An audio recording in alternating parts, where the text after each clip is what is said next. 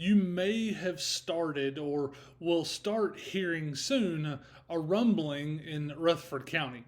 If you do, don't be alarmed. It's only the sound of students and teachers rejoicing that another school year, a very unusual school year, is drawing to a close.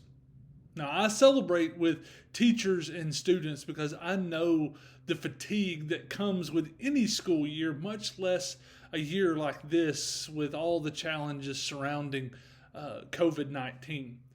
However, I would be remiss if I didn't say an extra word of thanks for the teachers, the support staff, the administrators, for everyone who has made all of the sacrifices. Those individuals, both in our congregation and also in our community. I can't say thank you enough for all the sacrifices that you have made to make this year possible.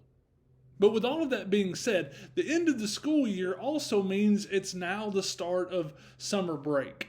And summer break leads to much needed times of vacation and relaxation and renewal for everybody. And the urgency for this is even higher since, due to COVID, many of us missed out on those times last year. And many things are opening back up due to increasing vaccination rates. However, when I think about summer break, especially in the life of the church, I'm reminded of a quote from George Whitefield, who was an 18th century evangelist and one of the early founders of the Methodist movement. He once said, "Do not neglect the frequent coming together and telling each other what great things Jesus Christ has done for your souls." To put it another way, don't forget about the community of faith during your summer break. Now, I will confess that gathering together in worship as a church family is one of the most important ways that we can nurture a relationship with God, but it is by far not the only way that we can do that. But I do believe that it's a vital part of our relationships with God as both individuals and a community of faith to be in worship together. To that end, we are both grateful that for almost a year now we have been able to gather on site with certain health protocol in place, like a mask recommendation. We have been able to worship on site.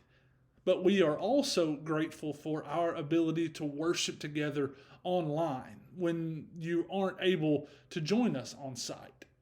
And I'd ask you to keep this in mind as you travel on vacations or to go see family, that when you spend time at the lake or you participate in sports tournaments.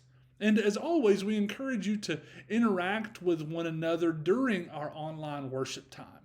Please like and comment and share our worship services as a way to invite others to join us. Also, though, not only is worship as a community of faith important, but also fellowship as a community of faith is important. And with that being said, I'm announcing today that on June 11th, Friday, June 11th at 6 p.m., from 6 p.m. to 8 p.m., we will be hosting a community cookout and kickoff for our Vacation Bible School in the church parking lot. And this will be an opportunity for us to gather for fellowship as a church family, but also invite our neighbors around the church to come and see what we're about. We'll be serving free hamburgers, chips, and a drink that you can either take with you to go, or you can sit around and fellowship with others outside. We're also having a kid-friendly movie night that night starting about 6:15, and we will be distributing information about and sharing some goodies from our Vacation Bible School, which will be virtual this year. We hope that you will join us that night, and not only you join us, but invite others to come be with us as well. Now, please don't hear me say that vacations or extracurricular activities and relaxation aren't important, because they very much are. But my encouragement is to be aware, especially as things are beginning to open back up and get back to some sense of normalcy, to be aware of the things that we fill our lives with, especially during the summertime.